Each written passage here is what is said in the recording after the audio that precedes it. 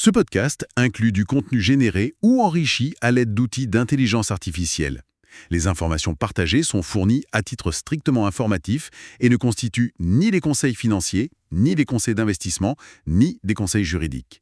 Nous vous recommandons vivement de vérifier ces informations de manière indépendante et de consulter des professionnels qualifiés avant toute prise de décision. Luxembourg Funcast. En français, bienvenue. Aujourd'hui, on va s'intéresser à deux documents vraiment centraux en droit des sociétés luxembourgeois.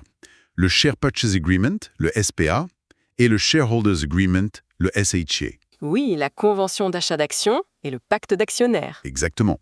Ils concernent tous les deux les actions, mais attention, leur fonction est radicalement différente. On va essayer de clarifier ça. Tout à fait. Et pour bien commencer, peut-être retenir 3 points essentiels. Le premier, c'est cette distinction clé. Le SPA, c'est transactionnel, une vente, un moment T. OK. Le SHA, lui, c'est relationnel. Ça organise la vie commune des actionnaires, la durée. La relation, d'accord. Deuxième point, on parle de contrat, donc de liberté contractuelle, mais attention, elle est encadrée. Il y a les règles impératives de la loi de 1915 sur les sociétés commerciales et aussi le code civil. On ne fait pas n'importe quoi. Logique. Et enfin, troisième point, et pas des moindres pour le SHA, la confidentialité. Le pacte, il n'est pas publié. Contrairement au statut qu'on trouve au LBR, le Luxembourg Business Registers, est publié au RESA. Ah oui, ça c'est un avantage certain. Bon, commençons par le SPA alors. L'instrument de la transaction, l'acte de vente en quelque sorte. C'est exactement ça. C'est le contrat entre celui qui vend et celui qui achète, pour formaliser le transfert des actions et bien sûr le prix. L'objectif, c'est vraiment d'exécuter cette transaction unique. Et sa base légale, c'est simple, hein. Ça repose sur les grands principes du Code civil. Accord sur la chose, ici les actions, et sur le prix. Après, dans les clauses, on trouve l'identification des parties, des actions, le prix. Et justement, le prix, il est toujours fixe. Pas toujours, non. Il peut l'être, mais on voit souvent des mécanismes plus sophistiqués. Le locked box, par exemple, où le prix est fixé à une date antérieure, avec des ajustements. Ou alors l'earn-out. L'earn-out. Oui, une partie du prix va dépendre des performances futures de la société. Ça motive le vendeur à assurer une bonne transition, par exemple. Et puis, il y a les conditions préalables, les conditions precedent. Ah oui, les étapes à valider avant de finaliser le deal, comme une autorisation. Exactement, une approbation réglementaire, par exemple. Sans ça, pas de closing, pas de finalisation de la vente. Le SPA vit le temps de la transaction, globalement. Sauf pour certains aspects, comme les garanties. Justement, parlons des risques. Comment l'acheteur se protège contre les mauvaises surprises après l'achat? C'est là qu'interviennent les déclarations et garanties, les fameuses Representations and Warranties, RNW. En gros, le vendeur affirme un certain nombre de choses sur la société, sur ses comptes, sur l'absence de litige caché. Et si c'est faux? Eh bien, l'acheteur a une base pour réclamer une indemnisation. Pour des risques très spécifiques, déjà identifiés pendant les audits, on peut aussi prévoir des indemnités spécifiques. Là, c'est une compensation euro pour euro. J'imagine que le vendeur, lui, cherche à limiter sa responsabilité sur ses garanties. Ah oui, bien sûr, ça se négocie ferme. On voit des plafonds financiers, souvent de l'ordre de 20-30% du prix d'achat pour les garanties générales.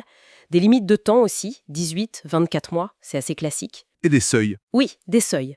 Un seuil minimal par réclamation, le de minimis, pour éviter les petites réclamations sans arrêt, et un seuil global, le panier ou basket, qu'il faut atteindre avant de pouvoir réclamer quoi que ce soit. Sans oublier la lettre de divulgation. La disclosure letter. C'est ça. Le vendeur y liste tout ce qui pourrait être une exception aux garanties qu'il a données. C'est crucial pour lui. Ok, très clair pour le SPA. Donc la vente est faite. L'acheteur est maintenant actionnaire, peut-être avec d'autres. Comment on gère la vie ensemble? C'est là que le SHA devient important. Tout à fait. Le SPA, c'était la transaction. Le SHA, c'est la relation. C'est un contrat privé entre les actionnaires ou certains d'entre eux pour organiser comment ils vont fonctionner ensemble. Ça complète les statuts et la loi. Pour fixer les règles du jeu entre eux, en quelque sorte. Exactement. Mettre en place une gouvernance qui fonctionne, prévenir les conflits, mais attention, comme on disait, il ne peut pas aller contre les règles impératives de la loi de 1915, ni contre les statuts. S'il y a conflit, ce sont les statuts qui priment. Et son grand avantage, on l'a dit, c'est qu'il reste confidentiel. Oui, ça permet de régler des choses sensibles de manière discrète, ce qu'on ne mettrait pas forcément dans les statuts publics. Et typiquement, qu'est-ce qu'on trouve dans un SHA? J'imagine des règles sur le pouvoir, le contrôle. Oui, beaucoup de choses sur la gouvernance. Par exemple, qui a le droit de nommer des administrateurs? Les matières réservées aussi, c'est très important. Les matières réservées? Un droit de veto? C'est un peu ça, oui.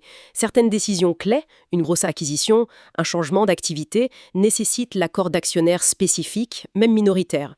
On prévoit aussi des mécanismes pour résoudre les blocages, les deadlocks. Et pour les transferts d'actions, pour éviter qu'un actionnaire ne parte trop vite ou ne vende à n'importe qui? Absolument. On trouve souvent des périodes d'incessibilité, les lock-up periods, des droits de préemption qui donnent la priorité aux actionnaires existants si quelqu'un veut vendre ses parts. Et des clauses d'agrément? Pour valider un nouvel entrant? Oui.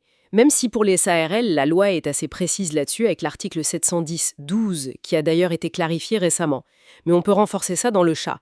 Et puis il y a les clauses de sortie groupée. Ah oui, le tag along et le drag along. C'est ça, le tag along, droit de suite. Si un majoritaire vend, les minoritaires peuvent vendre avec lui aux mêmes conditions. Protection importante. Et le drag along? Le droit d'entraînement. Si une majorité qualifiée décide de vendre, elle peut forcer les minoritaires à vendre aussi. Ça facilite la vente de 100% de la société, ce que les acheteurs préfèrent souvent. Très utile. Et les aspects financiers, on en parle dans le chat? Dividendes, financement? Oui, bien sûr.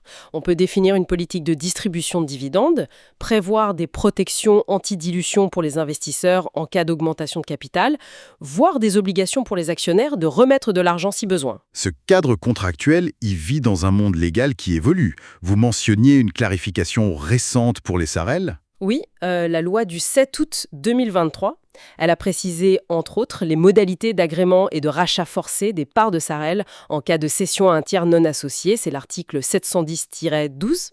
Et pour les SA, elle a clarifié comment calculer les majorités si des droits de vote sont suspendus. Article 450-1, ça amène plus de sécurité juridique. Et pour l'avenir, il y a des choses à surveiller, des projets de loi? Alors, oui, il y a surtout le projet de loi 8296 sur le contrôle des concentrations au niveau national. Ce serait une nouveauté au Luxembourg, un contrôle ex-ante, avant la réalisation de certaines opérations de M&A, Ah oui, ok. et ça avance. Pour l'instant, c'est un peu bloqué. Le Conseil d'État a émis une opposition formelle. Il demande une réécriture complète du texte, donc le calendrier est très incertain. Mais si ça passe, ça ajouterait une étape, potentiellement des délais aux transactions. Exactement. Et sans doute une nouvelle condition préalable standard dans les SPA pour les opérations concernées. Il faut aussi noter la transposition de la directive mobilité de l'UA qui va moderniser les règles sur les fusions, scissions transfrontalières. Ça bouge. C'est clair, l'environnement évolue. Bon, si on devait résumer en quelques mots pour que ce soit bien clair, Liberté contractuelle, oui, mais toujours limitée par les règles impératives de la loi. On n'est pas hors sol. encadré. Et 3, la confidentialité, c'est vraiment le point fort du SHA par rapport au statut public. Parfait. Et peut-être une dernière réflexion pour ceux qui nous écoutent. Au-delà de la technique juridique de ces contrats, quelle est peut-être la compétence la plus importante quand on négocie un SPA ou un SHA?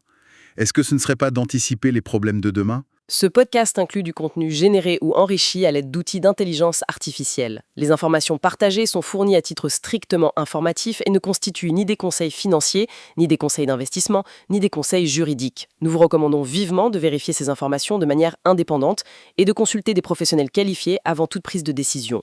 Pensez à liker et de vous abonner, le Luxembourg Funcast en version française.